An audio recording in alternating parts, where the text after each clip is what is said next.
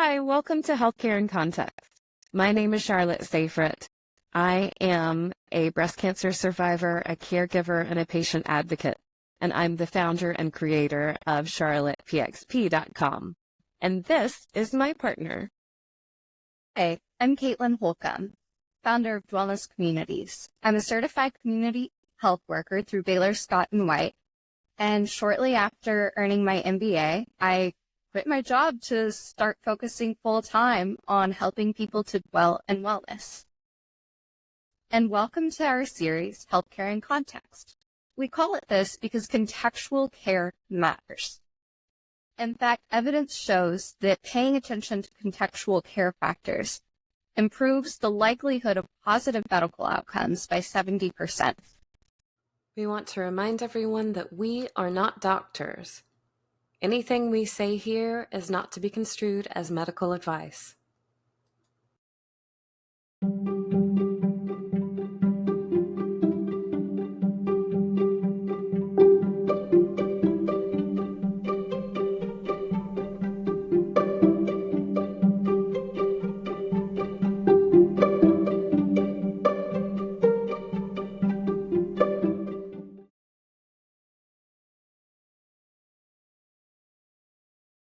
Hello, everybody. Welcome back to Healthcare in Context. It's so good to see your faces again, Kalene and Miss Chocolate. It's such a pleasure to have you on the show.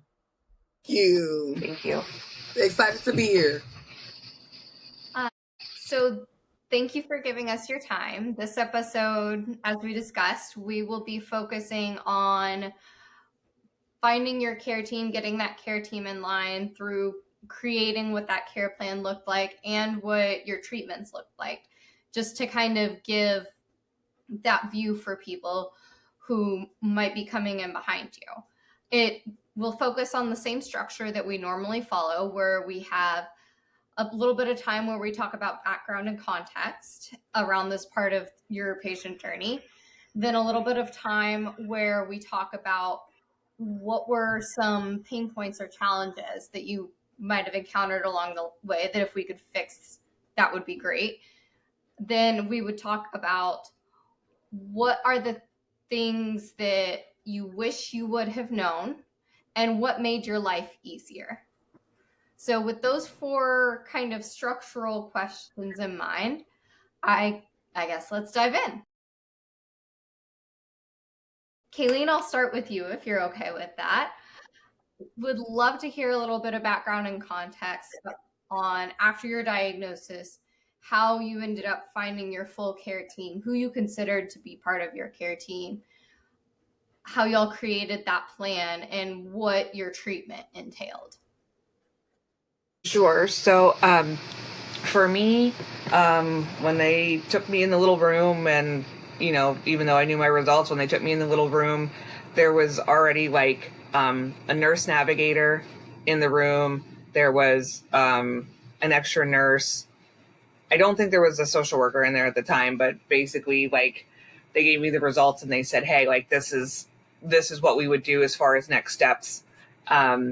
They knew for me, like the first thing they already knew at that point, like they were telling me the first thing I would need was surgery. Like that would be the first step in my treatment plan. So they were trying to get me in line with, a surgeon, a surgical oncologist who was available, but it happened to be around this time of year and it was like falling over the Labor Day holiday. So it was like tough to get me scheduled out. And then what happened was the first appointment they had available for me with a surgical oncologist was a day before they also offered something called a multidisciplinary clinic. And so the multidisciplinary clinic would be the surgeon, the medical oncologist, and the radiation oncologist.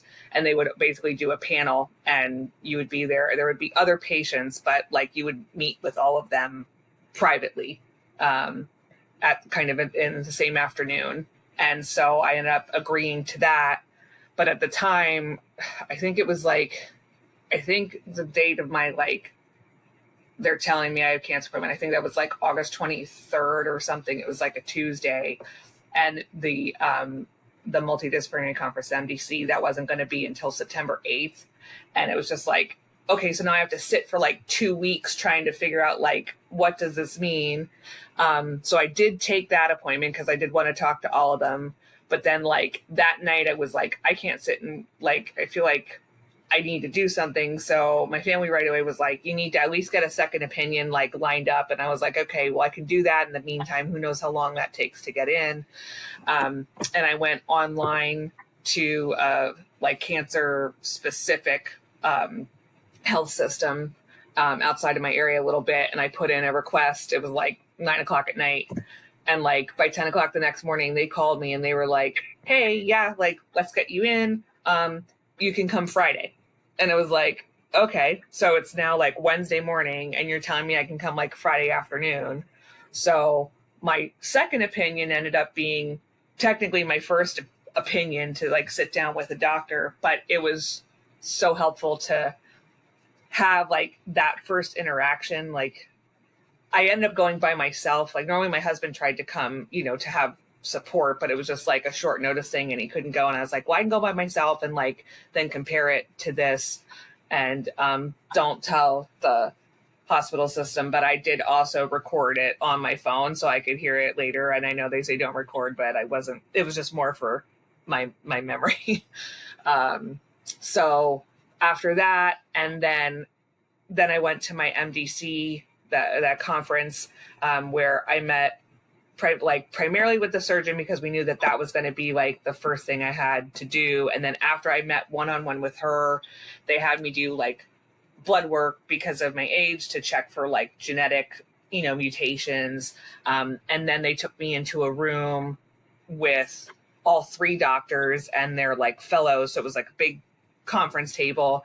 And then, you know, I got to talk to the surgeon, like laid out her plan as to what it would be. The medical oncologist said, hey, like, you know, I can't confirm at this point if you will need chemo, but like, I suspect that you do, you know, we would confirm it based on testing after your surgery.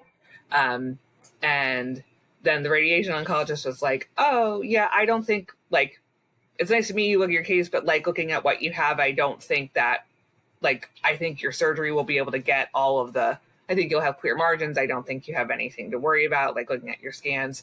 So it was like, okay, you know, I'm kind of rambling, but I think that's it. Like, so basically I got to that, you know, the conference and it was like, okay. And then I had one more doctor yet to meet, which was because I was going to be able to do immediate reconstruction for my breasts. I needed to meet with plastic surgeons, and I met with one with the healthcare center that was like closer to me, which is also where I had that MDC. I met with a plastic surgeon there, and I was not actually like thrilled with his response to like the questions that I asked. This one in particular did flat out lie, like when I was talking about my options, whether it's an implant or, you know, using my own tissue to replace it. He did try to minimize, like he was like, oh, like only like 5% of people use their own tissue. And like, then when I said about the implants, and I was like, yes, but if I get implants, then like, you know, I'm going to have to get implants again someday down the line. And he was like, no, they're good for life. And I was like, maybe for some people's lives, but I'm not even 40 yet. And, you know, now I have a different diagnosis now, unfortunately, but at the time I was stage 1, like the goal was going to be like curative on everything. So if I beat it, I would have, you know, well hoped that I was surviving beyond 20 years and definitely would have needed the implant. So when we left that office, I was just uncomfortable with like how he approached, like, you know, I didn't feel like he looked at me as a person. I think he just looked at like, oh, it's breast cancer. Like, just give her a pair of boobies and get out of here. So then I made a second opinion plastic surgery appointment with that cancer specific hospital. And they were much more like into it and understanding of like helping me weigh my choices. And I really wanted to use my own tissue, but I had a very little kid. I had, a 2-year-old at the time who I just really was going to have a hard time having the recovery from that. So I did end up opting to do implants anyways, but I still went with that other doctor for the surgeon portion because I was so much more comfortable with the plastic surgeon and the surgical oncologist. I was much more comfortable with that team in particular. So I ended up doing the surgical portion at that health center.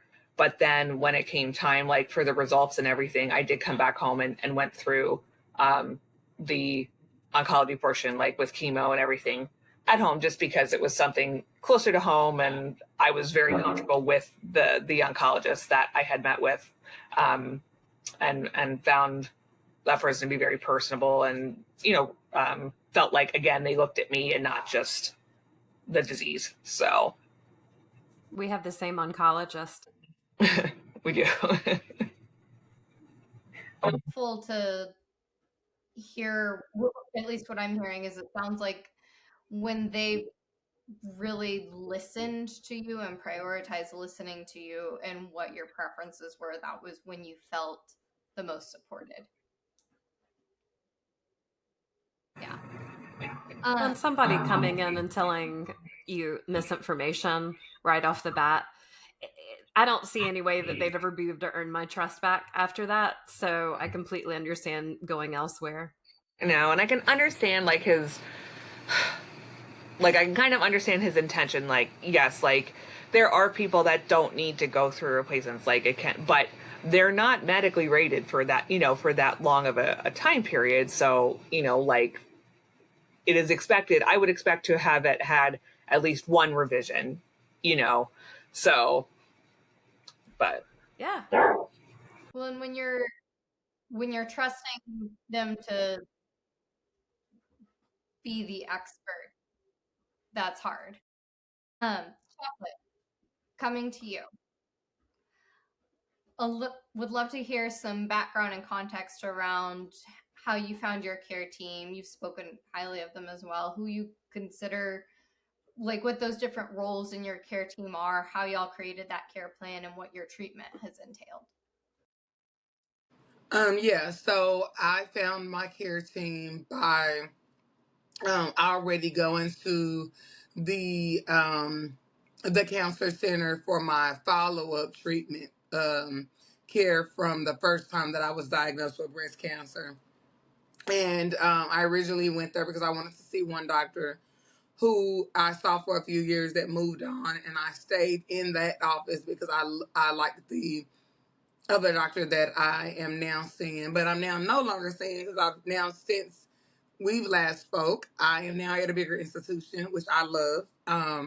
And again, all of the places, all of the people that I have seen in between this round, being diagnosed with stage 4 in almost 2 years in October, has been at the recommendation of somebody else that I actually trust.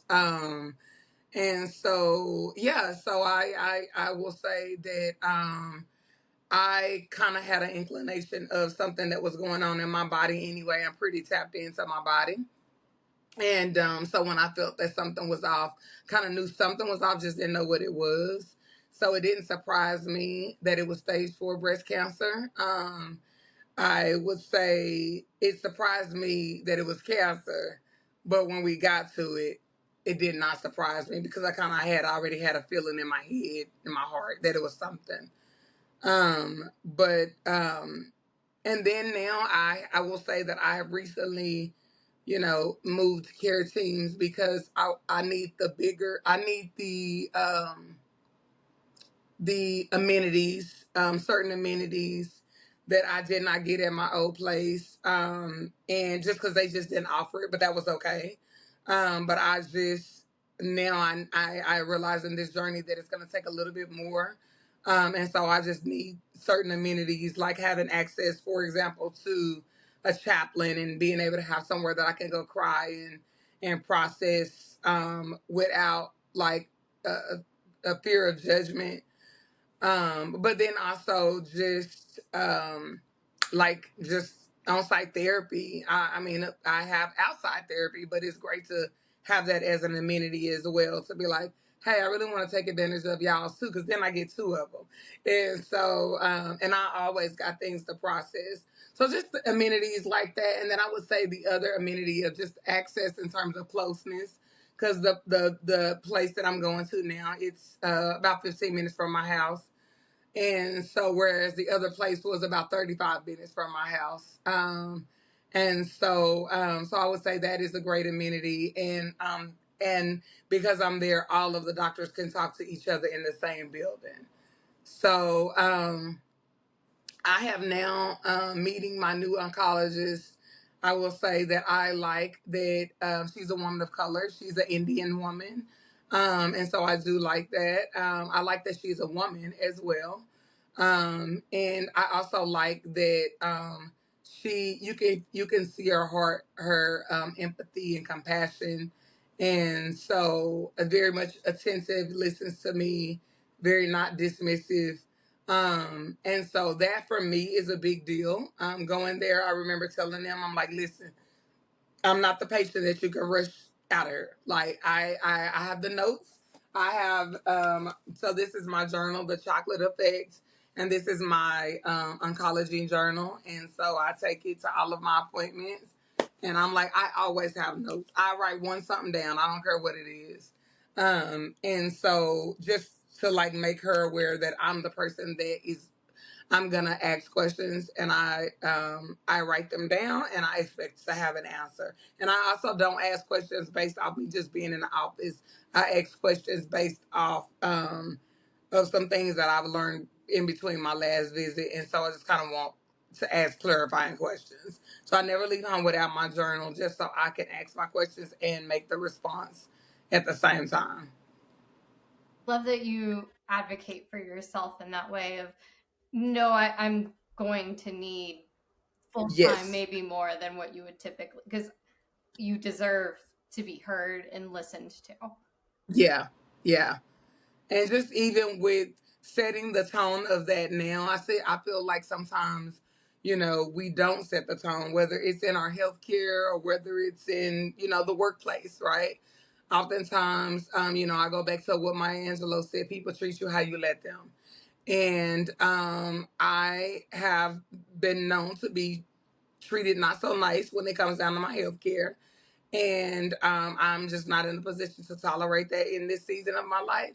So I'm going to set the tone to say, listen, I have questions.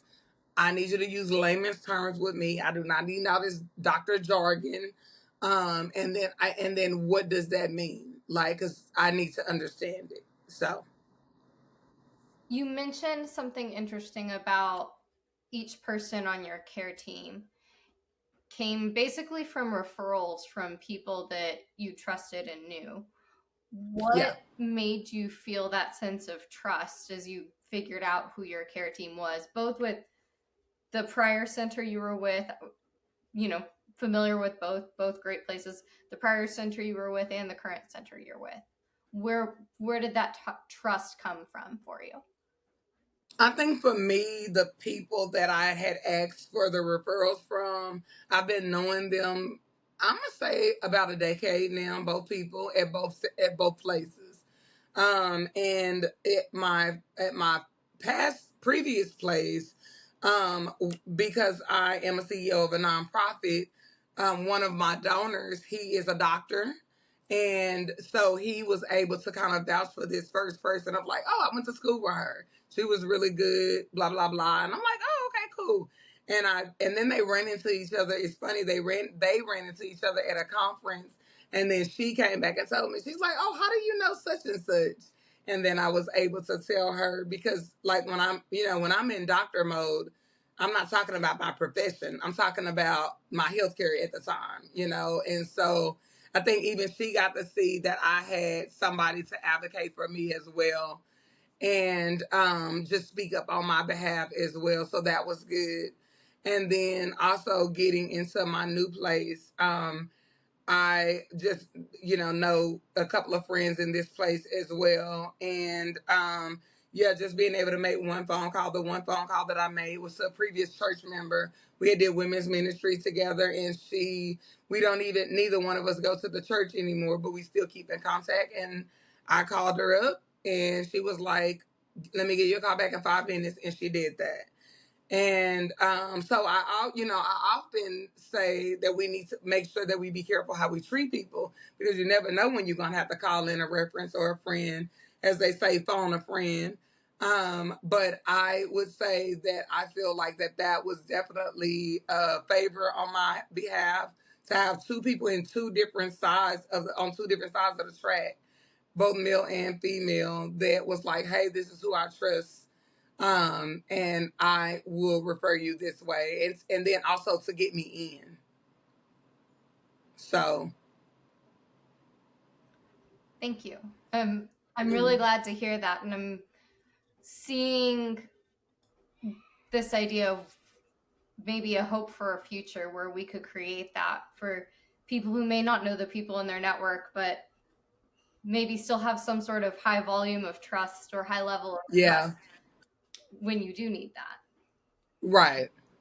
I want to focus a little bit on what we're, and y'all started to talk, both of you have touched on the point of not necessarily being heard at various points along the way, but in general, kind of thinking about that latter half of your care journey, from diagnosis through treatment, etc.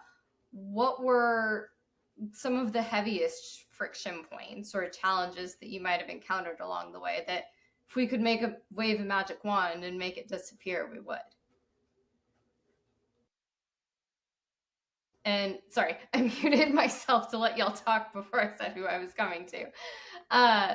Kalene, let's start with you again, and then Chocolate will circle back.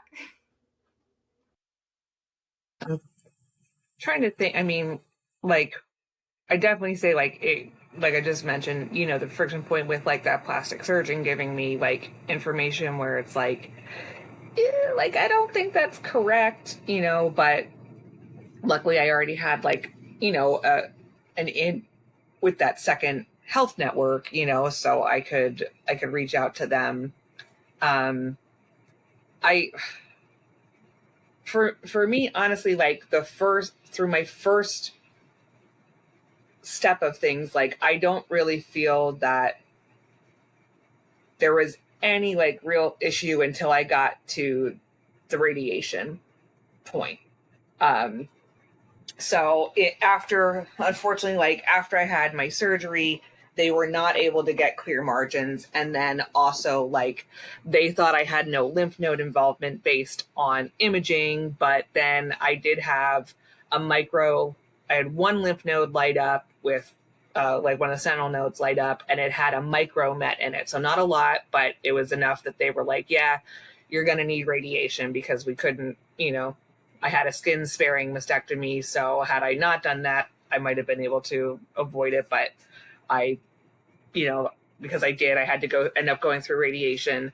And it was just like, it was one thing, like, I kind of had resigned myself to like, I knew I was going to need chemo, even though they said like there was a possibility I wouldn't. I just like, like, no, I'm going to need chemo. But I really like was not prepared for the fact that I needed radiation. And then like after, I had the surgery, and then I did have an issue where, because of my skin needing to heal, they couldn't do a direct to implant.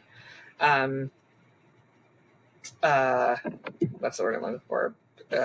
Reconstruction. They couldn't do a direct to implant reconstruction on the same day that I had my mastectomy. So they had to put an expander in, and then I was not healing well from the expander. So not even a month after my mastectomy, they said, we're like, now, like, I'm going to put you in the implant now because we think it'll help you heal better, and it'll make it easier to go through chemo, like, without the weight of the expander, which I was really grateful for.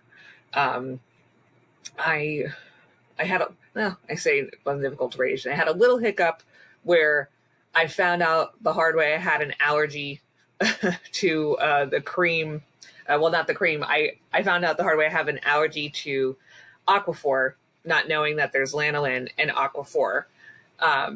And I knew that I like didn't care for lanolin, like products with lanolin in it, but I never realized it was an Aquaphor because I've used Aquaphor tons of times before. But when you're dealing with like skin that is irritated and inflamed, I ended up making it worse on my healing journey a little bit. I'm actually, that case study actually ended up being published in a medical journal from my plastic surgeon. So that little hiccup, but when I got time to radiation, like I was tired. I did the surgery. I had 2 surgeries. I was, off work. I did 20 weeks worth of chemo, 16 treatments, 20 weeks worth of chemo. And then it's like, okay, I had a little break, but like now I need radiation. And I think it was 26 or 29 sessions. And it's just like, you feel like you're done. You're like, I'm nearing the year mark from like my initial diagnosis. It's just like, now you're going every single day, like mentally taxing. And then by the end, like your skin is so raw. But the thing is no offense to any like radiation tech, they are weird people. They're weird people that, and I've told them this to their face. So, but like I understand that this is what they do every day. But for me, like it was new for me. And when I had to go in for them to do the initial scan to like map everything, when I got there, unfortunately, like the scanner was down and they had like all these guys from like IT in. So I was like waiting. And finally they had it up and the tech brought me back and she's like, normally we would have you go here. But she's like, just because we're like running short on time, you can get changed like here in the room and then we'll just put you on the table, which basically means, hey, you have to take like everything from the waist up off. But she just stood there and like was looking at me to take my top off. And I'm like, in a medical context, like normally there is the discretionary, like the person leaves the room, they give you some kind of sheet, you go lay down. And like, she's just standing there, like looking at me. And I was like, right here. And she's like, yeah. And I was like, okay. So I like take my shirt off and she's like, oh, I guess I can. And she like hands me like a pillowcase to like cover up myself to like walk over to the table. And I was like, okay, well maybe it's just because like we were short, like, she, whatever. And then when I started my sessions then, so like that was the mapping session. Then I think I ended up starting like 10 days later. And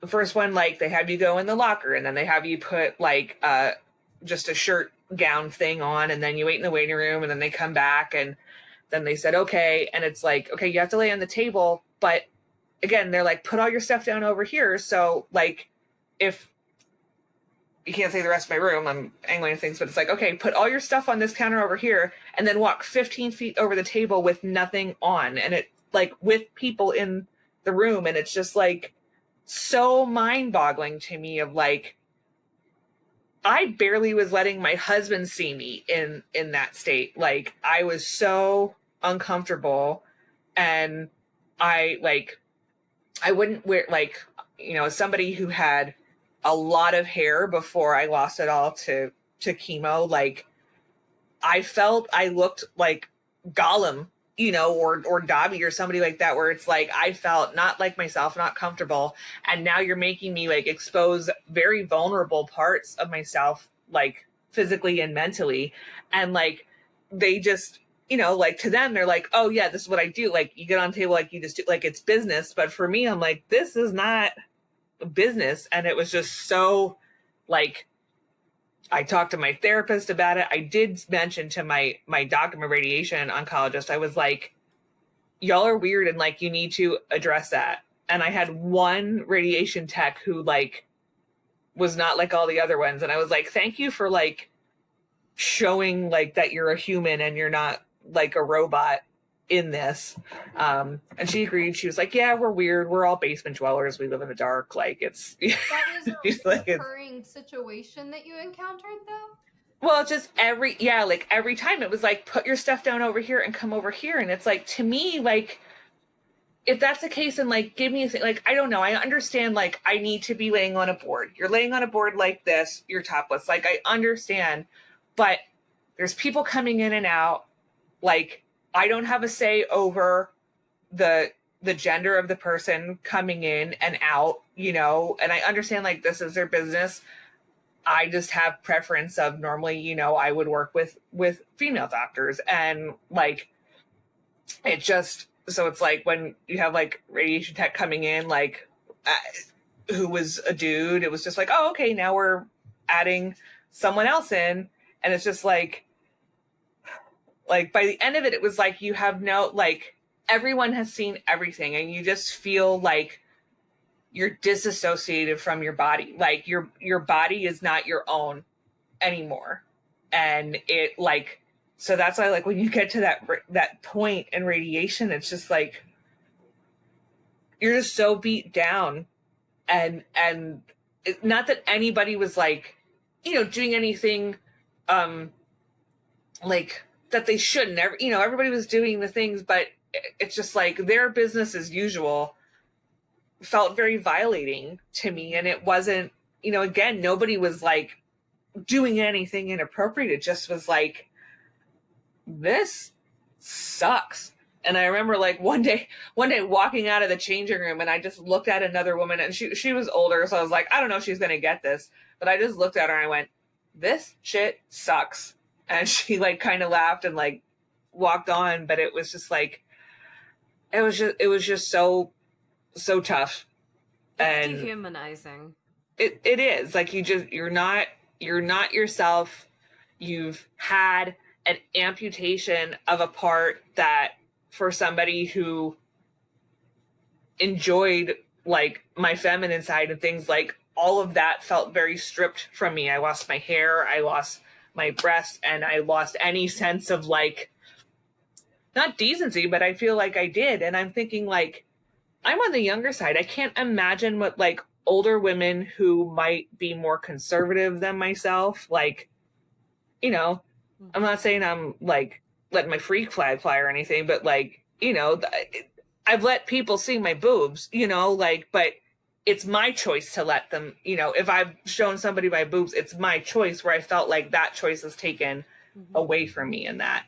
And so it's just something that, I guess, for somebody else, like, getting to that point, like, to kind of mentally prepare yourself, and to definitely speak up to your care team, for sure, to say, like, I am uncomfortable with this. What can we do? Because I remember at some point somebody was like, oh, well, you can ask for, like, a blanket. Nobody said that. Like, nobody said that to me. Like, every time I went in, they were just like, here, like, whatever the female equivalent of free balling is, like, just, like, do it. And, like, it was like, now you're telling me. They rush So, you, and they make it, and it feels like you have no agency. And it's yeah, especially during a time after you've been through so much that you're especially vulnerable, and you're not in correct. touch with your body. And it really is, it's traumatic on top of the trauma. And it doesn't Yeah, have to be. And I feel like if they had a little more time, maybe. And if either way, though, I absolutely agree with you. I know we talked about it. It's really hard. Um, they just put you on there like you're a thing, and they position you, you know, and they don't really say a lot to you. So yeah, just a little, like, just a little more compassion. I just watched a Grey's episode on it, where, you know, even Christina showed, you know, the compassion to her patient or whatever. It's just like, try to think about, like, I understand you have to get through all these patients, but just for a minute, think about how the patient feels for it. And that was definitely where I felt like the least heard, I guess, in my care. Well, and your point about you're already disassociated from your body than you would normally even choose to be, and then you add on something that feels dehumanizing, when a small change could have brought more dignity to the situation. Correct. Yep. Thank you for sharing that. Chocolate. Coming over to you. Pain points, friction points, anything that might have made things harder that if you could wave a magic wand and fix, you would. I think what was hard and harder for me was wanting to get to have access to a nutritionist in my old place. And every time I would meet with somebody in terms of a nutritionist, I would meet with them one time and then the next time they was gone, and like not even get like a call or my chart or something to say, hey, like, you know, this didn't work out with our company, but we're in the process of finding somebody else, and we know you were seeing such and such and such. So it's like literally, I mean, I've never properly been nutritionized, if that makes sense. And so to this day, I am not a person that knows about nutrition at all. I grew up in poverty. I grew up with government assistance. I grew up with a lack of a lot of things, including dietary education, nutritional foods, even having access to that, and also currently live in a food desert now. And so now what I do have is access to transportation, so I can go out and eat kale and avocados and things like that now, which I actually love. But to be almost 2 years into this journey and not have access to a dietitian, and I'm going through stage 4 breast cancer, that I will tell you has been my biggest gripe. And I do not understand that. I do not even understand how somebody is not even checking to make sure that somebody has access to even eating healthier, knowing what that is, you know, knowing what works for your body, what doesn't, to give me a different perspective. And so I will say that that's been a frustration, which is also why I decided to move on as well, if I'll be honest, thinking about what I don't get. If I could say that, it is a big pet peeve of mine, because I'm saying, hey, I want this help. There's some people that don't want the help. I'm saying I want the help and I want to learn how to do better, and I don't know how to do better. And quite honestly, I still don't. I try not to go to, Google University for everything. It would be great to go to somebody who is trained in this area. They can give me the right tools so I don't have to be caught up in listening to other people. That I can say, hey, this is the printout. I'm gonna put it on my refrigerator. This is what they said. Try, and then I have constipation issues, so I need somebody teaching me, like, what proteins am I supposed to have? What fiber am I supposed to have? Like all those kind of things. And to be the person that's asking for it, like, that's ridiculous to me. And so again, that goes back to me advocating for my health, to say, hey, like, you know what? This is another reason why I can't be here. Because now we add in proximity, but I have a serious diagnosis that, I'm trying to look at doing better with, to prolong my life expectancy. And while there are some people that don't want to do that, I am the person that wants to do it, and I don't even have access to the help that I actually need. So I would say that, and not necessarily access, but also the communication. I'm an over communicator. I'm a big communicator. So it's simple to just be like, hey, like, I know you were seeing this. I mean, you have to see that I made appointments for things and I showed up. So who's checking this, right? And so if I'm like, man, like, I'm calling, not like I'm waiting by the phone and all the things to do my virtual appointment or whatever the case may be, and then, like, I'm not even communicated with that this is no longer a thing at this office, that you have to go here, X, Y, and Z. So that I would say, and then I would say for me, just like the social groups of the cancer side of, like, where do I go if I want to be in a social group? Where do I want to go? Where do I go if I want to only be in a group for women that have cancer outside of men that have cancer? Or is there a group that caters to only Black women. Like, is there a Black women have breast cancer group? Like, I don't know, right?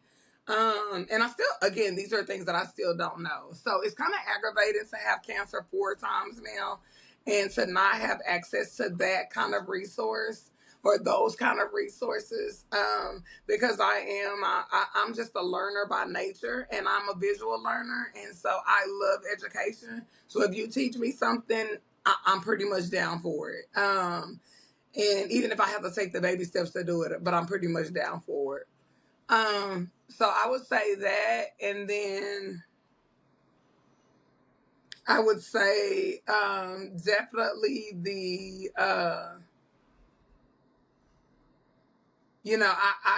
I kind of say, like, where's the co-pays and all the fees going to on cleanliness, right? And so I am a big person on cleanliness, health, and hygiene. And so I'm kind of one of these people. I had a cleaning service for 5 years, but also, again, I also grew up in poverty. So there's just, I'm not walking over shit as an adult now. Like, I'm just not. And so I look around and I'm like, okay, like, do we even have a housekeeper, like a janitorial service here? Like, what does this look like? Because, I'm not seeing the clean, I'm not seeing the cleanness, but I'm also not experiencing the clean aroma. And so that is something that is also important to me as well. And then just how is the staff trained up in the facility of, like, making sure that the cancer patient is greeted. Because what if it's you? We depend on those front desk receptionist people to have a smile on their face and to greet us and be compassionate. We depend on snacks in the lobby there when we're coming for our appointment, and because, like, we might have couldn't aid, or we needed to come fasting for our blood work, or our situations kind of look a little bit different. Not that I'm saying that we need special privileges, but I am saying that we need special privileges. And so that kind of stuff that as I walked into my new place, literally from the time I got on the elevator to the time I got off, I can count the number of people that said good morning to me and how you doing, with a smile on your face, on their face, with a little snack basket right on the corner on every station. And then just even on my way out the door, have a good evening. Like, that stuff make a really, really big difference, literally. And so just those type of things, I would say, kind of really, really aggravated me, because I'm real big on customer service and presentation. I'm a people person. I work with the public every day. So those kind of things are very much important to me. I would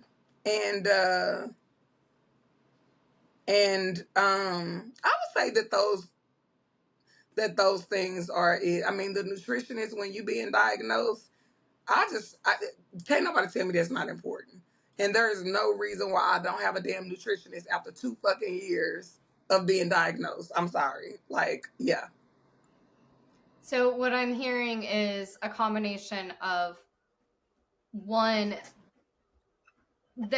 not just the access alone, but that reliable referral network, to where, hey, if this person that I've now engaged with falls through for some reason, I have a path to still get the care that I was seeking in the first place, as opposed to just being left hanging.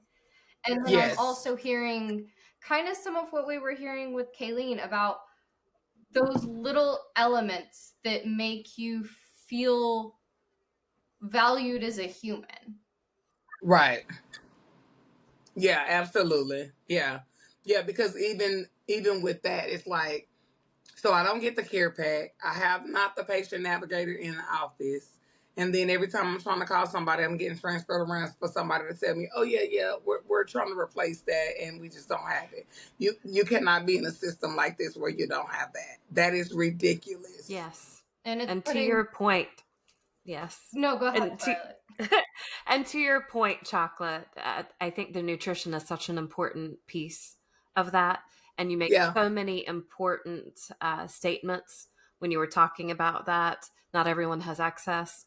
Some people live in food deserts. And we know that one of the biggest problems in cancer care is malnutrition. And Yeah. and it affects your taste buds. I really do fully believe that when you get diagnosed, they should be sitting you down and saying, hey, you're going to get all kinds of advice. Here's the truth. Here's what you should be eating. Here's the best way that you can recover. I found out on my own just by asking questions, but not everyone's going to, do that. And not everyone's going to offer up information either, because Yeah. as you said, they were like, oh, well, we don't have, nutritionists for you. And thank you so much for mentioning that, because I think that is a big problem in Yeah. our care that needs to be addressed. Yeah. Not to mention also what the piece that I was going to say, it also sounds like a lot of it shifts that emotional, mental labor burden back on you to have to go figure it out. I was gonna say it does, because now I gotta go figure it out, and I mean, I don't know where to start. Like, right? And you can get all the books you want on cancer and eating healthy and this, that, and the other.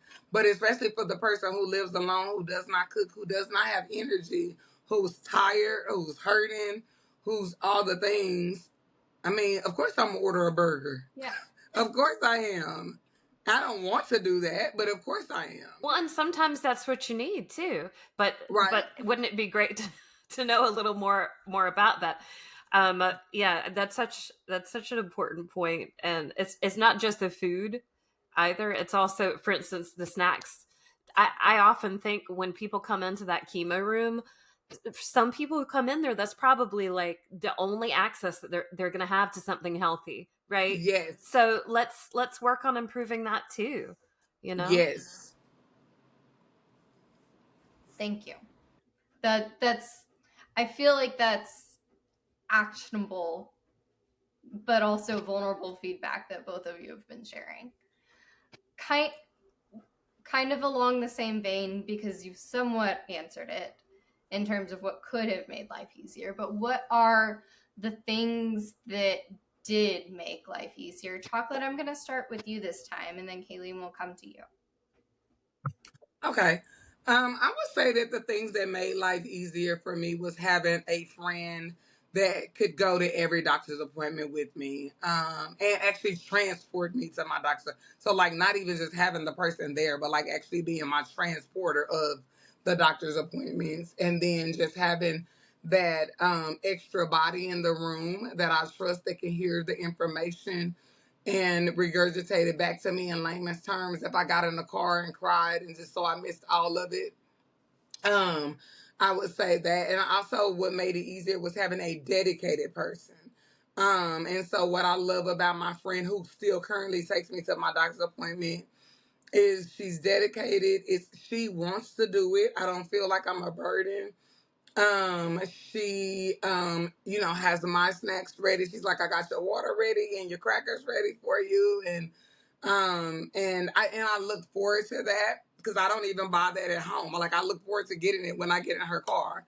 I would say what also made it easier is being in a clean space. I had a couple of times where I had to have like some different people take me to appointments, and I just realized like their car was nasty, like the energy was like shifted off. So I'm one to talk about my trauma. And so because I'm very over communicative of saying, listen, this does not work for me. Like, if you're going to be the one to take me, you cannot be on your damn FaceTime. I don't text and drive. Like, that does not work for me. And so I'm going to need you to get off your phone before you pull up and get me. And I do not want to hear the boom, boom, boom, boom, boom when you pick me up early in the morning. It does not work for me. And so just those things like that, I realized that there is a certain level of care that I like. And so I had to say, okay, so do I keep letting those people transport me, or do I just say like, hey, you're not the one anymore. I can't do this. Because I'm also communicating to you. So just that made it easier. It made it easy to also know that after each appointment that I was going to have somebody take me by to pick up my prescriptions, take me to grab my lunch before I got home, and then drop me off settled so I don't have to then go find somebody else to help me with the other, whatever it is that I needed to get done or whatever.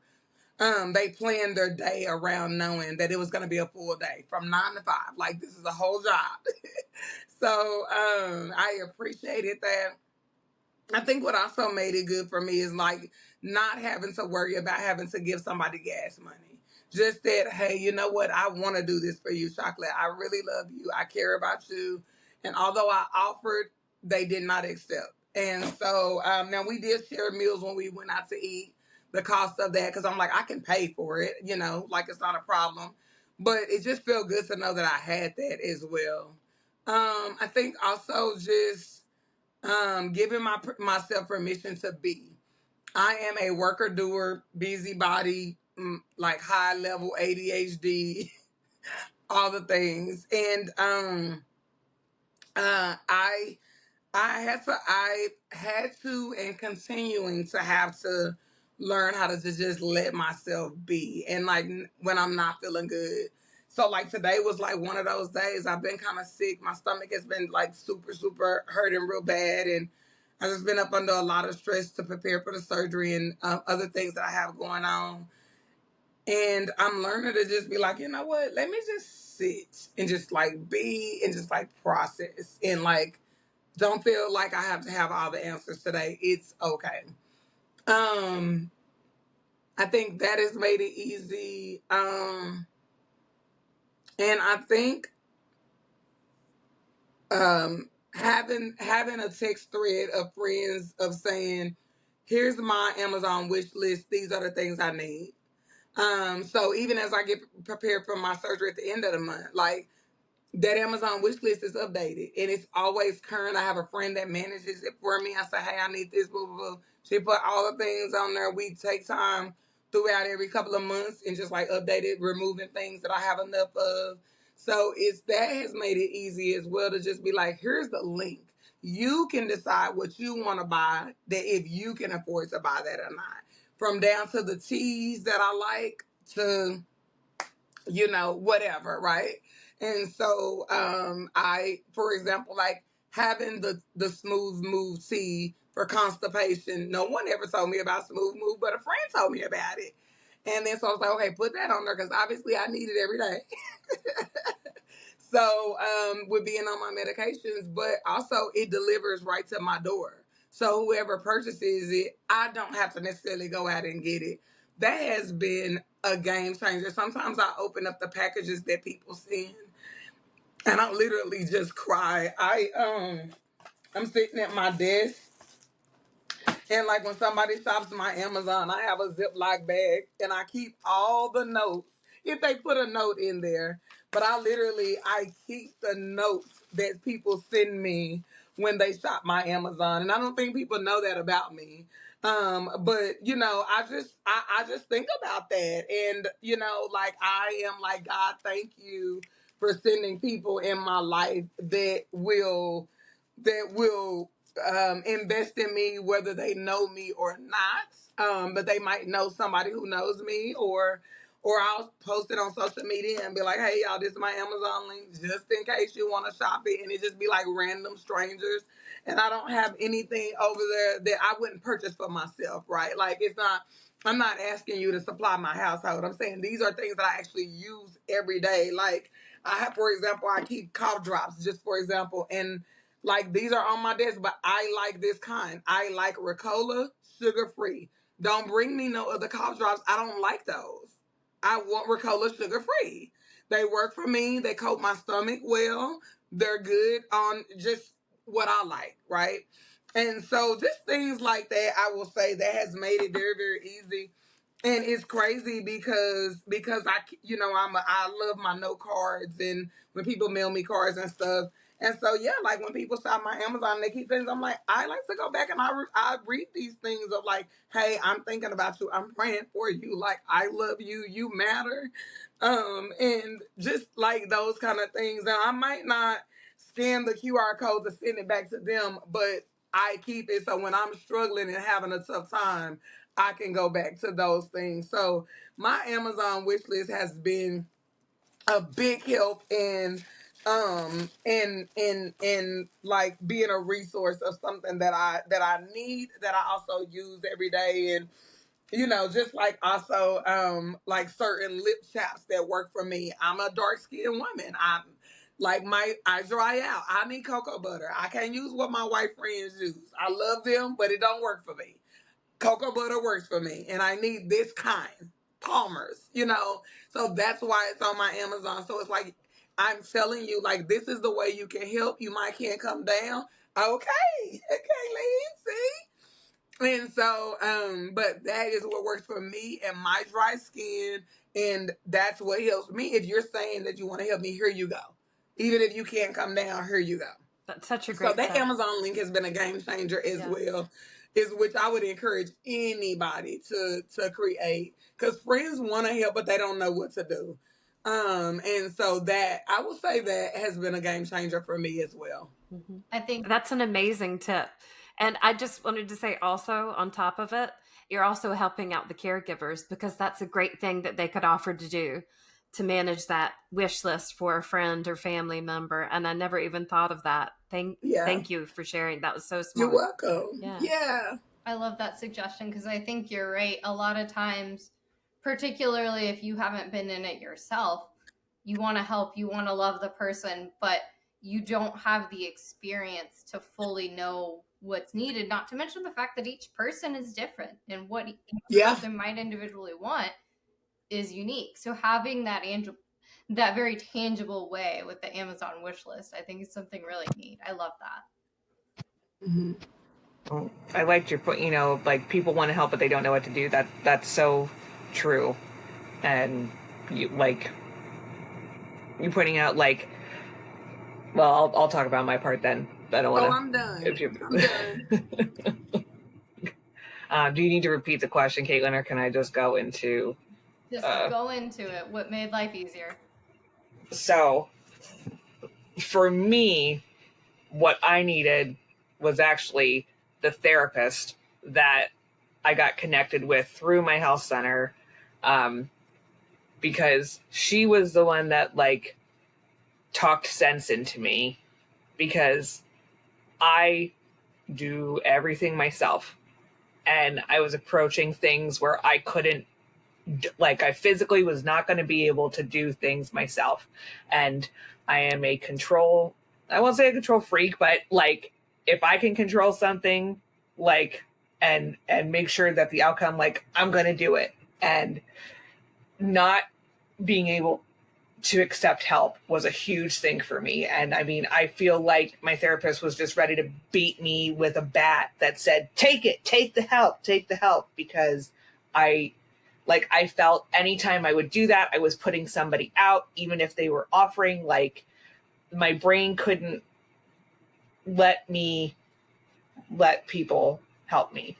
And so the therapist was definitely like, okay, like, help me through this. And even she was a sounding board to just reflect back to what I said about, like, my issues with radiation and the things that I encountered. Like, she'd be the one being like, no, that's not normal. Like, like, you should speak up, because she's not a cancer patient. So to her, she's hearing what we're going through, and she's like, that's insane. Like, you need to say something. You need to do this. So, like, having that sounding board, and in my case, it being an impersonal sounding board, like, where it's not, as I was saying, letting, her saying, like, these things are not normal. It just, was helpful to have that. And, like, then to be able to accept the help.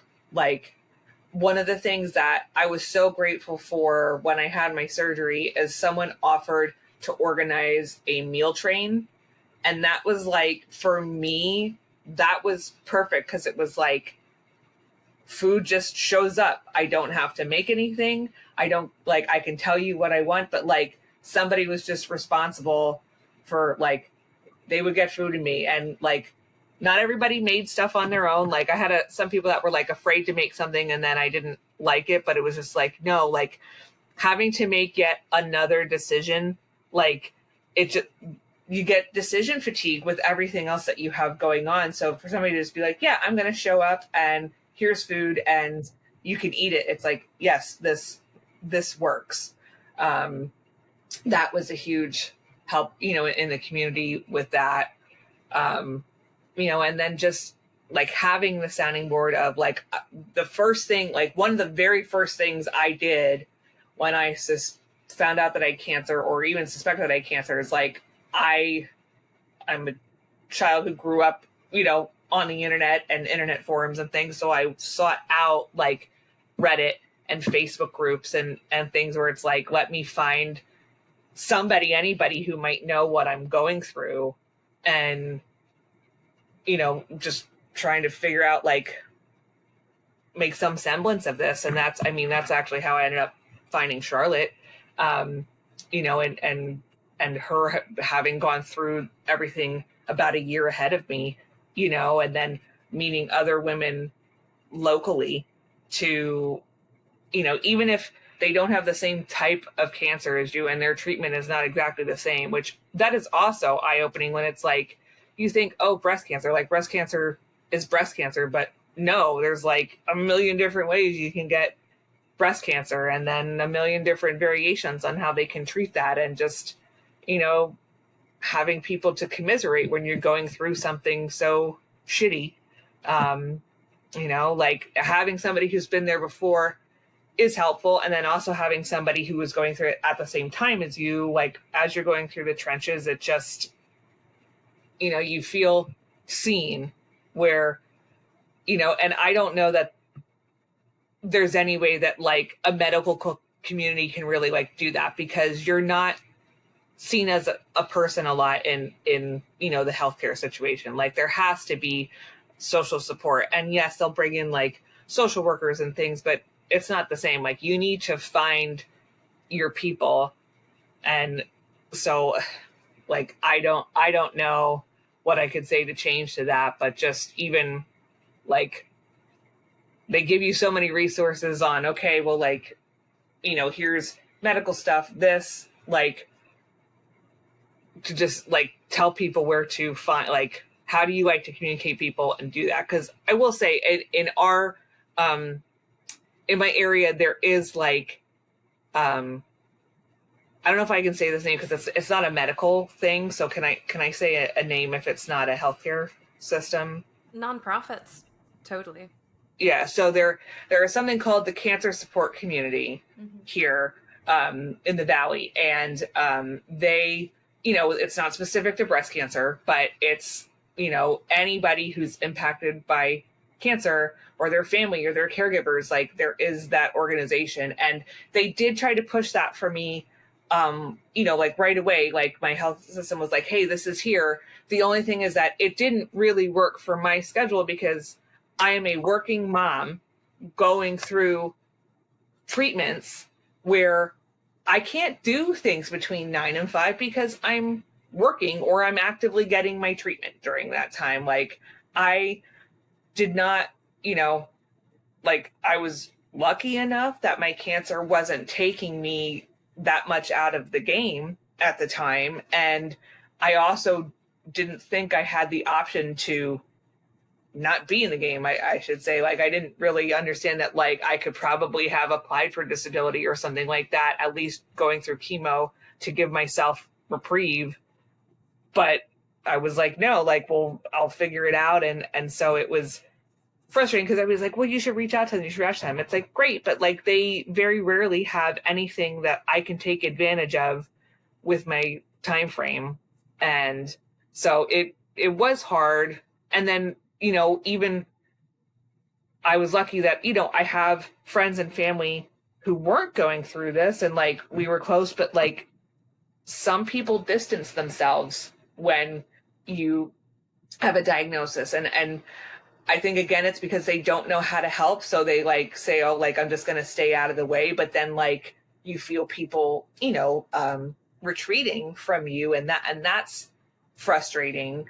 Like I remember when I first got my diagnosis and I kind of was waiting, like, obviously there are people I wanted to tell in person versus like putting something on the internet. And I had a group chat with friends that I'm still connected to from high school, and I had told like half of them in person because we happened to have my 20-year high school reunion happened to be like around the same time as I was going through all this stuff. So I waited to tell some people in person, but then there were people that didn't show up, or that weren't at the reunion, and so I put it in a group chat.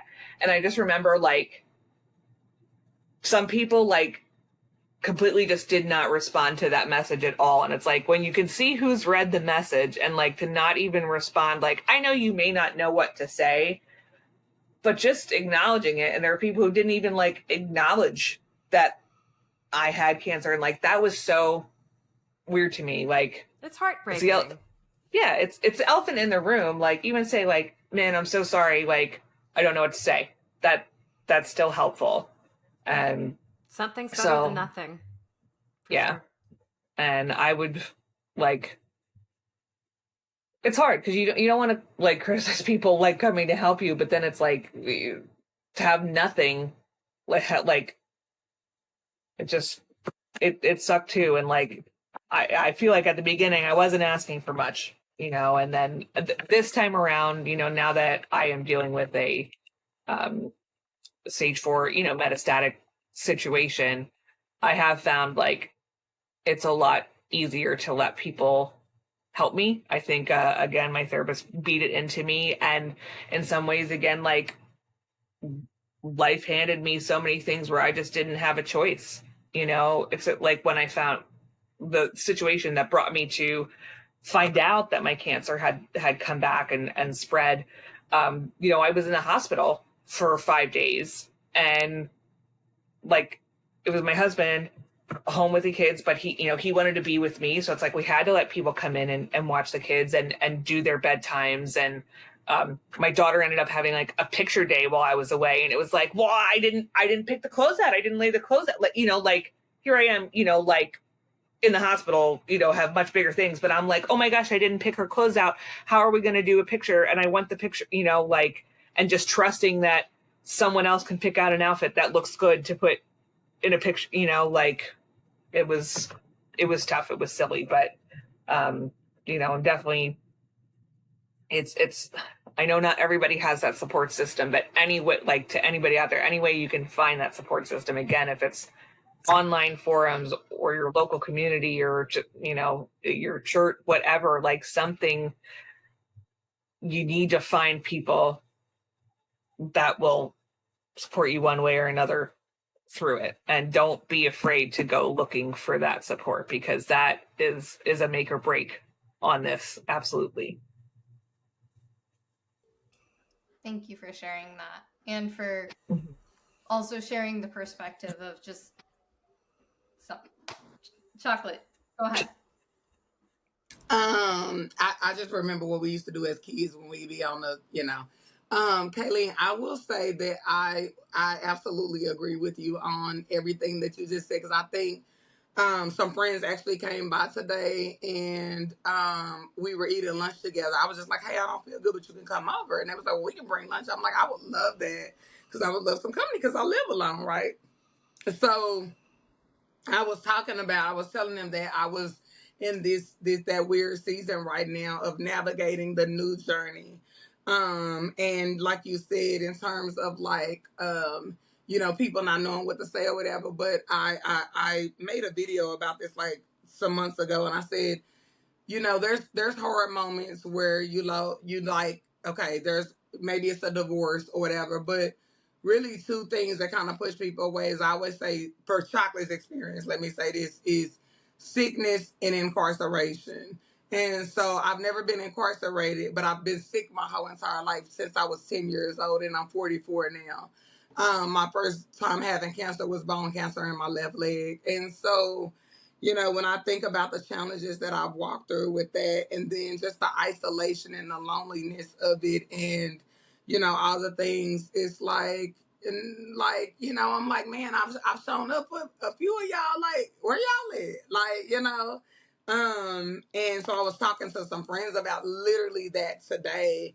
And I was like, I feel like I'm grieving and I'm lamenting, those relationships that I thought that now that I'm not the person that could do X, Y, and Z, that at least they would show up in the present or show up in the way that they can show up, whatever that looks like, right? And one thing we know is that, again, I go back to that Amazon wish list. I'm like, one thing I do know is that you can shop at Amazon because I'm really not trying to be funny. I'm really connected to some people that got a few dollars, like, you know. So, and because I work in the nonprofit space, like that's not the case for me, you know.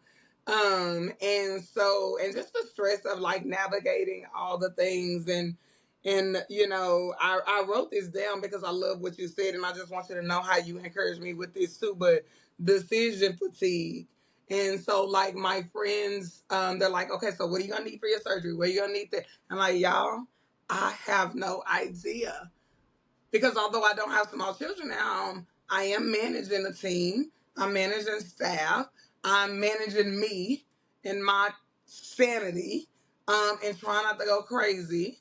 And so, and then I'm managing like who's gonna be in my house again. Just having my my mentee here, who is like doing some back end stuff for me because I need to get all the clothes out of my guest room. So if somebody needs to spend a night, they have a room to sleep in, you know. Because when I do laundry, I can just throw it in there, like, you know. And so just like things like that or whatever. And so I just, you know, I just wanted to affirm you that I definitely get what you're saying in terms of that. And yeah, decision fatigue is a lot. But if I put it in this one place, then you get to decide what you want to do. Because I put it there. Now you get to decide, you know, how you want to be a part of supporting your friend or your loved one in this journey. And so that is something that I would tell people. If people can get a meal train, Amazon wish list, you know, the carrier that's picking up the medicines. Like I have on my calendar every week, pick up chocolates medicine, and I have it's assigned on a calendar invite. So whoever looks at my calendar, they can see that every Wednesday my medicine needs to be picked up.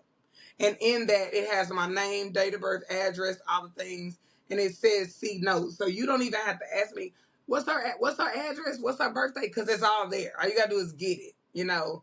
And so just as much as I can make it easy for the person that's caring for me, of like, no, this is what you can do, and this is easy for you when you go get it. You know, you don't have to call me or text me or anything because I'm subject not to reply. So, yeah, that's all. More great tips, though, within that. Mm-hmm. Yeah. Thank you. For the final bit, Chocolate, I think we'll start with you. Kalene, we'll come over to you. I'd really love to hear about, for anyone coming behind you particularly, what you wish you would have known. I would say what I wish I would have known is, I think something what I heard, you know, Kalene say of just like getting a second opinion, and not feeling like I have to settle on the first person who tells me something about my body. Not to say that they're wrong, but a second opinion is a good thing to do. I would say that. I would say that I wish I would have known about the cancer support community groups, but in terms of offering feedback to some of us that are the working class cancer people, because there is a certain level of people that are unemployed that cannot work. The first time when I got diagnosed with breast cancer, the first chemo took me out. So like I could not go back to work after that. I was on IV. It was terrible. I was sick. It was a thing. Well, this round, 10 years later, I'm able to get up and work. Now, it is limited, but I am still able to go. But because of that, and my doctor's appointments are like, literally, I work like 3 full-time jobs, like right now.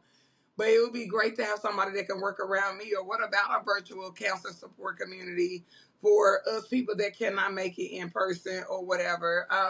So it would be great for those things. I wish I would know about them. I'm not saying that they're not out there. I'm just saying I don't know about those things. And I would say, even the caregiver support of like, I wish I would have known that my caregiver that drives me could get gas money and could get, I could get access to getting my house cleaned once a quarter. Just like, I wish I wouldn't have known these things because I'm not benefited from anything because I did not know these things. And I would say,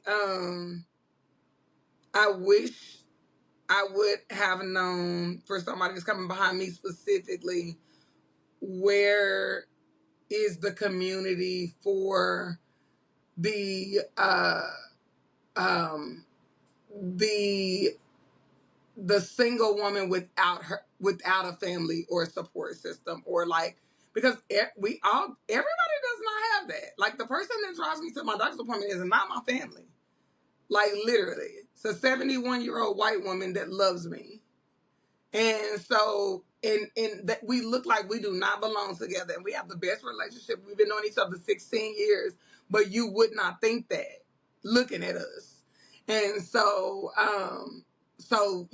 like, basically, like, if I didn't have her, where would I go? Who would I call? Like, I don't even know. So I think about that. That's what I wish I would have known. And then again, just nutrition. I really want to do better in eating better and being around, and stress management. Somebody asked me, how are you managing your stress? And I was like, oh, that's a real thing. Like, I didn't even know that there was a such thing called stress management. Um, and I wish I would have known that. Like, I have been so stressed. I mean, and so what do I do? Like I don't know. So those are the things that I wish that I would have known. And you said something interesting that I didn't know about. You mentioned gas money for going to and from appointments, and you mentioned also, I'm blanking on the other thing, but you'd mentioned laundry, where they'll come clean your house. Thank you. Quarterly cleaning. Quarterly cleaning. Yes. Yeah. How did you find out that you had access to? I was talking to a patient. I ended up going in. I was talking to a patient in the lobby and telling her my story, and she was telling me she was in remission. And she said, "Oh, have you reached out to such and such?" And I was like, "Oh no, I didn't know that." And she said, "Oh yeah, your navigator probably should have told you this, but you can get your house cleaned. You can, And so I was like, "Oh." And then when I reached out, then they were like, I mean, you got to be in a certain zip code, but it's just a matter of finding the person that's in your zip code. Like, I'm like, oh, that's it. I'm taking notes, by the way, so that I can send you all of the resources that I can find through some of the nonprofits that I've been learning from more recently that have access to some of these lists of great support networks in your state. Thank you. Yeah. Okay, thank you, Charlotte. I need it. I'll take whatever you got. Well, let's connect, because I actually already have a text thread to you of a couple of things for chocolate. Okay. Just because of resources that I happened to know of in the Dallas area from volunteering. Yeah, love it. And I will humbly accept. But those are the things that I wish that I would have known in advance, and just like what y'all are doing here, just being able to capture people's real stories of like what's going on with them, and so y'all have done a very great job of capturing real people's stories. And so, because it's a real thing, and we all need the help, and we all need to learn from each other. So thank you. Your stories matter. And there's so much wisdom in every single one of them. And we're so fortunate and so lucky that you're trusting us and sharing your journey with us. And we thank you so much. Yeah, thank you. I couldn't have said it better myself. Just thank you for being willing to share your story. It's a vulnerable thing to do. Mm-hmm. Kalene, finishing with your thoughts on what you wish you would have known. I put so much back on my counselor, my therapist, because she let me know of so many things that like I would bring up, and she'd be like, oh, well, there's this, and have you heard about this? And it's like, no. And like, what if I wasn't doing this? Like, how would I know that they're out there? And so I will say, like, one thing is in my brain, like at I should say at that MDC, going back to multidisciplinary conference, I actually met with a social worker, like an oncology specific social worker. But she kind of approached it like, oh, you have kids, like, you know, what kind of support do you need for your kids? And two, at the time, like, this is fresh, this is all new, like, that's what I'm worrying about. Like, obviously I'm worrying about me, but it's like, oh my gosh, how are my kids going to react to this? So she gave me support for that. And then like, they also try to see like, hey, like, are you financially like able to manage what you're going through? And we were, you know, lucky enough that we didn't qualify for any type of assistance. So my brain was like, oh, that's it. That's all they do. But I wish like there would be more, like, I maybe like reached out to social work more, like knowing that they have a much more broader things that they can do. Because again, without my therapist, I wouldn't have even known, you know, like every time I would go to therapy, like she, you know, she would say like, what do you need? What do you need? And like, it's hard, you know, it's that decision fatigue. Like, I don't even know, there's so many things, like, what do I need? And like, and at one point, you know, she's like, it just sounds like you need like a break from everything. And I was like, yeah, like, I wish I could. And she's like, well, do you know about like this program? And here it's a program, it's a nonprofit called For Pete's Sake that does like basically a respite. They call it a cancer respite. And you can apply, and they basically give you an all expenses like paid break from cancer. And so I did an application, and you have to get like a referral from somebody at your doctor's office, has to like send something in and basically prove that you also, you know, qualify for it. But that was like so insane to me that like we got approved to go on, like, they don't call it a vacation, but I'll call it a vacation. You know, it was like, wow, like they, you know, they put you up, like, and my whole family could go. They gave me the choice of if I just wanted it to be me, it was you and your caretaker, which happened to be my husband, or we could include any children in the house, like that lived in the household. And I said, yeah, like, let's take my kids. And so we had lined it up for the first week that my son was done school last year. So I didn't have to take him out, or 2 years ago, I guess it was 2024. Well, yeah. So it was last year. And it was like, and it, you know, that wasn't based on, it wasn't a financial need. Like, they treat everybody the same. It's just like, hey, you need to like, just not be in this for a little bit. And, it was so nice. And there are like, that's one organization, but there's a lot out there. There's a lot of like specific to breast cancer, like women's like weekend retreats and things that you can go to, and you can get, if you know, if you financially can't afford it, there's often like scholarships that they can award you for that, or you can get like a discounted thing if it's not covered. I actually have one that I found out about this time around that I'm going to in November.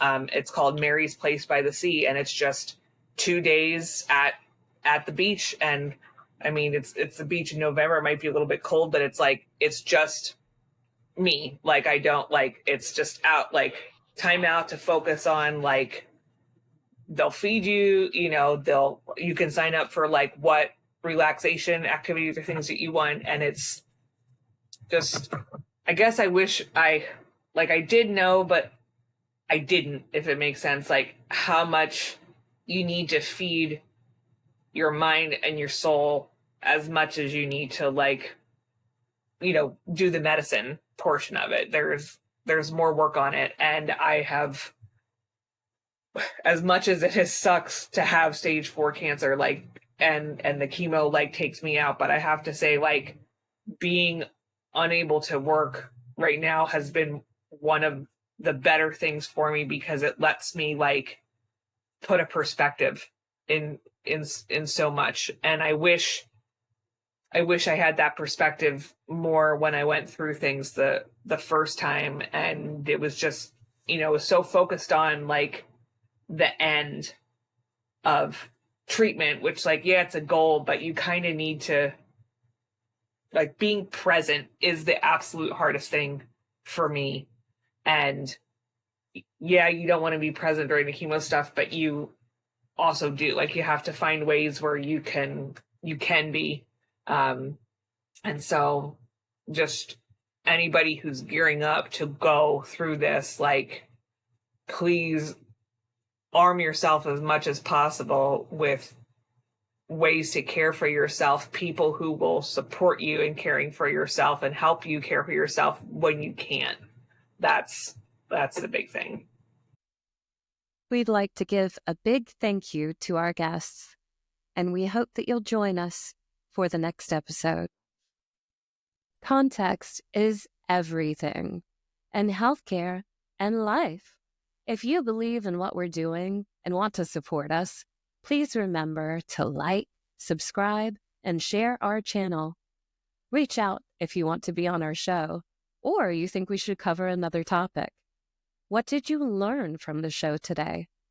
We want to hear from you. Contact us at hcincontext@gmail.com. Leave a comment or look us up at dwellnesscommunities.com. One of the most common questions I get asked as a cancer survivor is, what should I send to my loved one who was recently diagnosed? So that's why I helped create a curated list of products at dwellnesscommunities.com in the shop tab. It contains products that are tested and recommended by the people on our show, including me. We'll take a portion of proceeds and donate it to Undo Medical Debt. For every dollar donated, it will pay off $100 of debt. It also helps us continue to share these stories with you. We wish you wellness. And if you aren't feeling well, remember, there are people out there working hard to make you feel better. See you soon. Until then, take care of yourself and stay cozy.